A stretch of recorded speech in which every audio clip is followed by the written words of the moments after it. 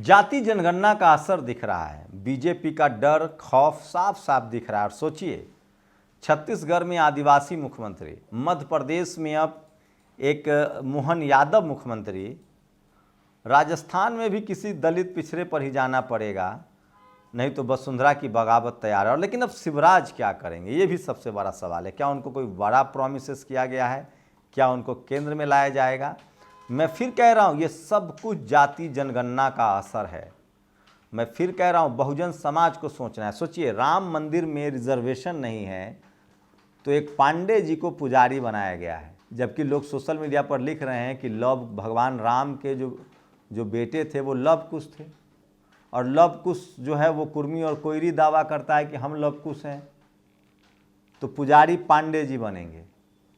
लेकिन जब संवैधानिक अधिकार की बात आएगी, बहुजन समाज को मंदिर से ज़्यादा अपने संवैधानिक अधिकार पर सचेत रहना चाहिए।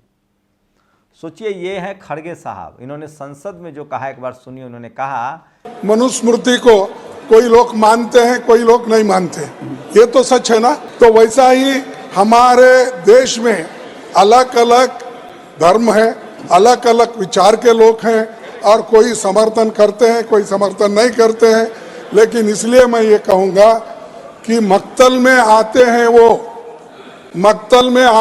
वो खंजर बदल बदल के, या रब मैं कहाँ से लाऊं सर बदल बदल। कि अभी भी इस देश में लोग मनुस्मृति को मानते हैं। मैं नहीं कह रहा हूँ, संसद में कांग्रेस के अध्यक्ष और लीडर ऑफ अपोजिशन राज्यसभा खड़गे ने कहा कि अभी भी लोग मनुस्मृति को मानते हैं।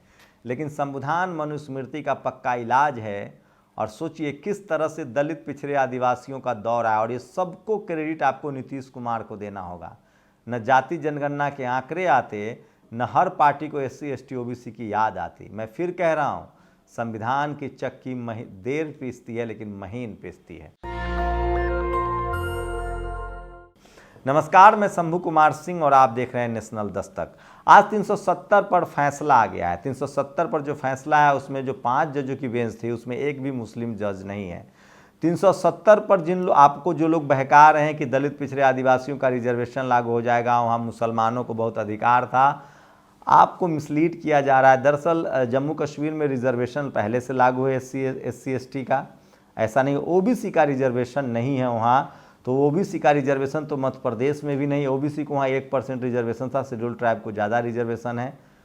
तो वो एक बड़ा ऐसा है कि OBC का रिजर्वेशन बढ़ना चाहिए। लेकिन मध्य प्रदेश, राजस्थान, छत्तीसगढ़, इन राज्यों में भी 27% रिजर्वेशन नहीं है। शेड्यूल कास्ट की सबसे अच्छी स्थिति जम्मू कश्मीर में है, क्योंकि वहाँ लैंड रिफॉर्म बहुत पहले से लागू है। ये एक बड़ा सवाल है। वहीं सोचिए, शेड्यूल ट्राइब में जो मुस्लिम बकरवाल जो आते हैं, जो गुर्जर बकरवाल कम्युनिटी के लोग हैं, जो मुस्लिम हैं, उनके अधिकार को वहाँ जनरल कैटेगरी के लोगों से को ST में डाला जा रहा है, जबकि OBC का रिजर्वेशन ही नहीं है, तो इस पर कोई चर्चा ही नहीं करेगा। तो ये आप समझिए, अपने संवैधानिक अधिकारों के प्रति सचेत रहिए। और उसका नतीजा देखिए, मध्य प्रदेश में भी अब OBC मुख्यमंत्री दिया है बीजेपी ने। पहले भी OBC थे, अब फिर से OBC दिया है, लेकिन कम्युनिटी बदला है। देखते हैं आगे क्या होता है। लेकिन मध्य प्रदेश में भी उन्होंने OBC दिया है, छत्तीसगढ़ में उन्होंने आदिवासी दिया है, और राजस्थान में भी उनको दलित पिछड़े आदिवासी ही देना पड़ेगा। तो ये तैयारी है 2024 की, नरेंद्र मोदी की। करना भी चाहिए, सभी पॉलिटिकल पार्टियों को अधिकार है चुनावी तैयारी का। मैं इसीलिए कह रहा हूँ, कांग्रेस के मामले में बीजेपी ज़्यादा सिंबॉलिक राजनीति करती है। कांग्रेस को नेहरू, इंदिरा गांधी और राजीव गांधी के अलावा कुछ दिखता ही नहीं है। सोचिए कांग्रेस का पाप कैसा था। UPA 1 की सरकार बनी थी, मनमोहन सिंह प्रधानमंत्री थे, उसमें रामविलास पासवान, लालू यादव जैसे लोग मंत्री थे, बेनी प्रसाद वर्मा जैसे लोग मंत्री थे, और उन्होंने काम किया था। अर्जुन सिंह जैसे मंत्री थे जिन्होंने OBC को कॉलेज यूनिवर्सिटी में रिजर्वेशन दिया। और बाद में 3 बड़े नेता, सिब्बल, कपिल सिब्बल, चिदम्बरम और प्रणब मुखर्जी ने उसके बाद UPA 2 में इन सारे को लोगों को साइड कर दिया। लालू यादव को बाहर कर दिया गया, रामविलास पासवान गठबंधन को हरा दिया गया, हार गए चुनाव, वो उनको नहीं लिया गया। उसके बाद बेनी प्रसाद वर्मा नहीं रहे और सरकार चलाने लगे कपिल सिब्बल, चिदम्बरम और प्रणब मुखर्जी। और नतीजा ये हुआ कि सोचिए, एक से एक खराब फैसले हुए, खासकर SC ST OBC के खिलाफ। UPSC के सिलेबस बदल दिए गए, नीट के सिलेबस बदल दिए गए, सेंट्रल यूनिवर्सिटी के सिलेबस बदल दिए गए, MBBS के सिलेबस बदल दिए गए, और एमएचआरडी का मंत्री कौन था? कपिल सिब्बल। वो कपिल सिब्बल जिसने आज खुद ट्वीट किया कि कुछ केस हारने के लिए लड़े जाते हैं। सोचिए, मुस्लिम समाज के वकीलों से उसने पैसा भी लिया होगा और 370 के खिलाफ केस भी लड़ा और खुद कह रहा है कि केस हारने के लिए लड़ा था। सोचिए, इससे बड़ा भ्रष्ट कोई वकील हो सकता है क्या, जो अपने ही क्लाइंट को कहे कि मैं ये मुकदमा हारना चाहता हूँ। दलित पिछड़े आदिवासियों को कभी भी ऐसे वकील नहीं करने चाहिए। अगर आप दलित पिछड़े आदिवासी हैं, अगर आप किसान हैं, अगर आप मुस्लिम हैं और अपने संवैधानिक अधिकारों की लड़ाई लड़ रहे हैं तो अपने ही समाज का वकील कीजिए। इस देश में हाईकोर्ट, सुप्रीम कोर्ट से संवैधानिक अधिकारों के मामले में SC, ST, OBC को हमेशा से दरकिनार किया गया। आरक्षण की लड़ाई हमेशा से रोकी गई है, आरक्षण पर स्टे लगाया गया है, जबकि इकोनॉमिक वीकर सेक्शन के आरक्षण मिल गया। लेकिन मेरी चिंता यह है कि क्या 370 हट गया जहां मुस्लिम राइट इफेक्ट हो रहे थे, तो क्या इस देश के दलित आदिवासी पिछड़ों को जो संवैधानिक अधिकार है उस पर तो आंच नहीं आएगी। ध्यान रखिएगा, क्योंकि जिन लोगों ने जाति के नाम पर मलाई खाई है वो अब धर्म के नाम पर पोलराइजेशन करके मलाई खा रहे हैं। वहीं ये सब कुछ जाति जनगणना का असर है। जाति जनगणना का इस कदर असर हुआ है, बिहार ने, नीतीश कुमार ने जो लकीर खींची है वो लकीर आगे जा रही है। वो तो SC, ST, OBC की पॉलिटिकल लीडरशिप जो है वो एकजुट नहीं, लेकिन अखिलेश यादव का ये वीडियो सुनिए। और फिर दुनिया में नंबर 1 है, तो दुनिया का नंबर 1 देश जो है वो बैलेट से वोट डालता है। अगर आप दुनिया में नंबर 1 हो गए तो दुनिया के नंबर 1 जो देश है उसकी नकल कर करके बैलेट पे भी वोट पड़वाइए, तो हम मानेंगे कि आप दुनिया में नंबर 1 हैं। उन्होंने बड़ा हमला किया और कहा कि अगर नरेंद्र मोदी इतने ही ताकतवर हैं तो EVM से चुनाव लड़के दिखा दें, पता चल जाएगा कौन नंबर 1 है। तो EVM का मुद्दा जो है वो पूरे देश में बढ़ता जा रहा है।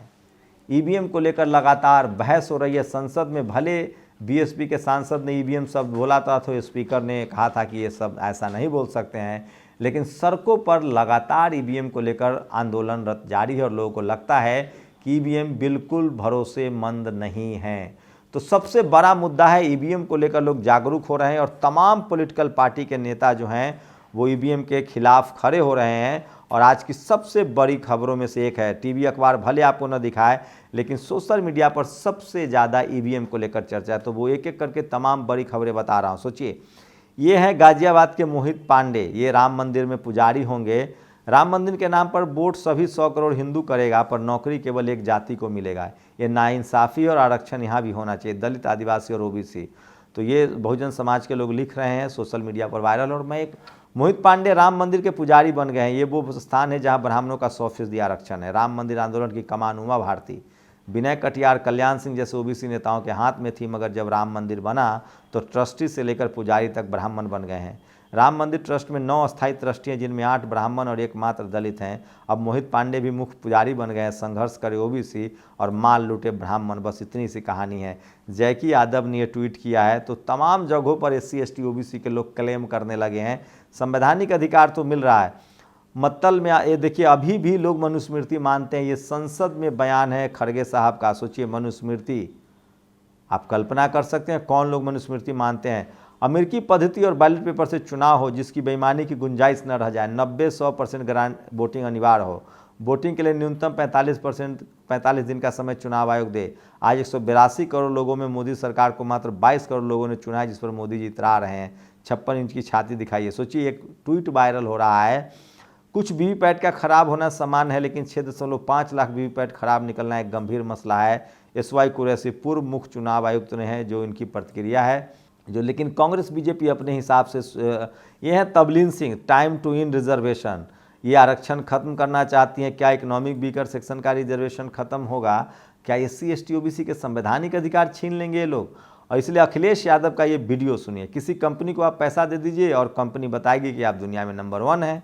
हम तमाम लोग को जानते हैं जो दुनिया में नंबर 1 है। अरे कौन मान लेगा? बाकी दुनिया का नंबर 1 देश है, वह बैलेट से वोट डालता है। अगर आप दुनिया में नंबर 1 है गए हैं तो उसकी नकल करके बैलेट पर वोट पड़वाइए, हम तब मानेंगे। तो अखिलेश यादव ने तो पूरा मोर्चा खोल दिया। एक बार फिर से उस वीडियो को सुनिए। और फिर दुनिया में नंबर 1 है, तो दुनिया का नंबर 1 देश जो है वो बैलेट से वोट डालता है। अगर आप दुनिया में नंबर 1 हो गए तो दुनिया के नंबर 1 जो देश है उसकी नकल कर करके बैलेट पे भी वोट पड़वाइए, तो हम मानेंगे कि आप दुनिया में नंबर 1 हैं। इंटरेस्टिंग है, वो कह रहे हैं कि बैलेट से चुनाव करवाइए। तो सबसे बड़ा मुद्दा है आज सोशल मीडिया पर, सबसे बड़ा मुद्दा 2 ही है, चुनाव को लेकर तमाम बहुजन समाज के लोग कह रहे हैं कि अब चुनाव जो है वो बैलेट पेपर से होना चाहिए, टीवी अखबार नहीं दिखाएगा। तबलीन सिंह की बड़ी आलोचना हो रही है और दिलीप मंडल ने तो कहा है कि इनको पाकिस्तान भेज दीजिए, वहाँ आरक्षण नहीं है। इनकी जड़ें भी पाकिस्तान से अभी भी जुड़ी हुई हैं। लखनऊ के कैंसर इंस्टीट्यूट के डॉक्टरों का वेतनमान वैसे ही प्राइवेट हॉस्पिटल की तुलना में 5-6 गुना कम है। सोचिए, उनकी तनख्वाह घटा दी गई है, 98,000 रुपये कर दिया गया है 1,03,000 से। तो चलिए, भारत में पहली बार यूपी में ऐसा हो रहा है कि तनख्वाह घट रहा है। फीस वापस कर दो, काहे लड़े थे भारत के खिलाफ ये केस? लज्जा नहीं आती? देश में आपको इतना दिया और आप हैं 4 पैसे के लिए। सोचिए, कपिल सिब्बल ने खुद कह दिया कि हमने इस केस को हारने के लिए लड़ा था। मुस्लिम समाज को सोचना है कि वो किस पर भरोसा करेंगे। तो आज तबलीन सिंह को भी लोग लगातार सोशल मीडिया पर आलोचना कर रहे हैं। बहुजन समाज के पास भी अपनी मीडिया है और बस इसीलिए स्वामी प्रसाद मौर्य बाकी नेताओं से अलग है। सोचिए, उनका बयान सुनिए जो सोशल मीडिया पर सबसे ज़्यादा वायरल है। तो बहुजन समाज के हक अधिकार को लेकर लगातार लोग सचेत हैं, लेकिन सोचिए, बीजेपी SC ST OBC को तरजीह दे रही है और बहुजन समाज की पॉलिटिकल पार्टियां सवर्णों के पीछे भाग रही है। राष्ट्रीय राजपूत करनी सेना प्रमुख सुखदेव सिंह गोगामेरी हत्या में शामिल 2 फरार शूटर गिरफ्तार हैं, रोहित राठौर और नितिन फौजी।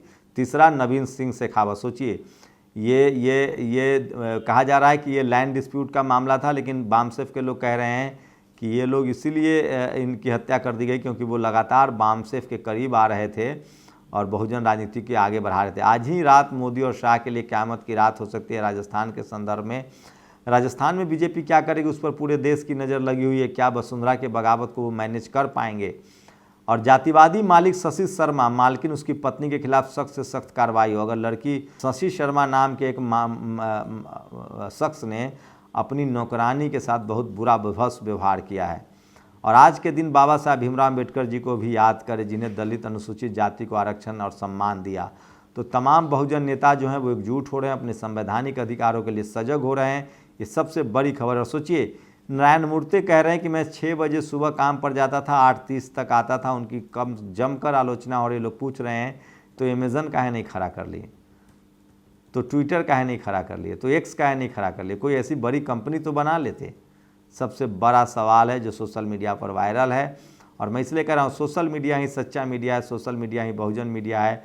और 1 लाख रुपए का इनाम दिया। सोचिए, रैट माइनर्स को अखिलेश यादव ने बड़ा तोहफा दिया है, 1-1 लाख का इनाम दिया। वो कल से सोशल मीडिया पर वायरल है। ये वो 5 जजों की बेंच है, justice Sanjay, justice Suryakant, justice Chandrachud, justice Sanjeev Khanna, justice BR Gavai. तो इन लोगों ने 370 को सही ठहराया है। एक भी मुस्लिम समाज का जज इसमें पैनल में नहीं थे। अयोध्या मंदिर वाले फैसले में 1 जज थे। तो 370 सुप्रीम कोर्ट का कहना चाहिए था। 370 हटाने के बाद जम्मू कश्मीर में चुनाव जल्दी हो, इसको लेकर भी सुप्रीम कोर्ट ने कहा है। तो बहुजन समाज को समझना चाहिए। हम निर्देश देते हैं कि भारत का चुनाव आयोग 30 सितंबर 2024 तक चुनाव करवाए।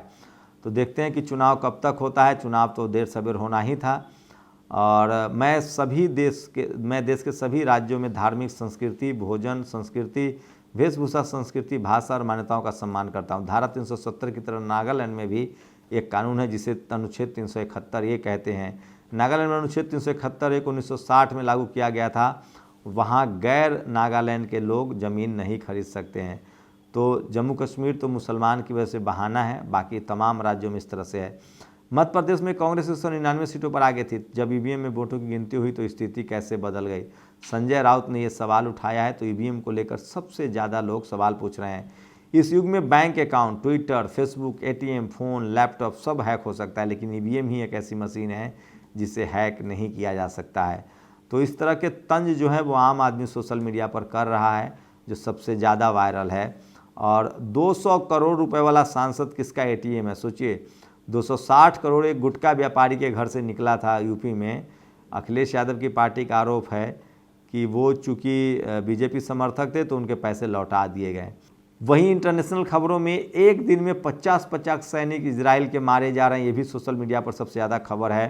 तो 10 तारीख को 50 सैनिक मारे गए हैं। 30,000 सैनिक लगातार बेंजामिन नेतन्याहू से खफा हैं।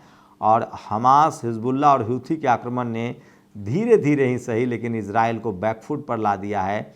और एक एक दिन में इजराइल के 50 सैनिक और 50 टैंक जो हैं वो उड़ाए जा रहे हैं। ये सोशल मीडिया पर सबसे ज़्यादा वायरल खबरें हैं। तो फ़िलिस्तीन धीरे धीरे अपनी आज़ादी की तरफ बढ़ रहा है और उसको मजबूती भी मिल रही है और सोशल मीडिया पर सबसे ज़्यादा ये वायरल खबर है। तो ये इन तमाम खबरों पर आप लोगों ने प्रतिक्रिया जरूर दीजिए। आपकी प्रतिक्रिया बहुत ज़रूरी है और ये वो खबर है जो सोशल मीडिया पर सबसे ज़्यादा वायरल है। तो आपकी राय क्या है? और इजराइल और फ़िलिस्तीन में फ़िलिस्तीन अब इजराइल पर भारी पड़ रहा है। शुक्रिया। नेशनल दस्तक की आपसे गुजारिश है कि अगर इसको बचाना चाहते हैं तो नेशनल दस्तक को सब्सक्राइब करने के लिए रेड कलर के सब्सक्राइब बटन को दबाएं, फिर बेल आइकन की घंटी दबाएं। नेशनल दस्तक को बचाने के लिए बहुत जरूरी है कि हर खबर को शेयर करें, लाइक करें, कमेंट जरूर करें।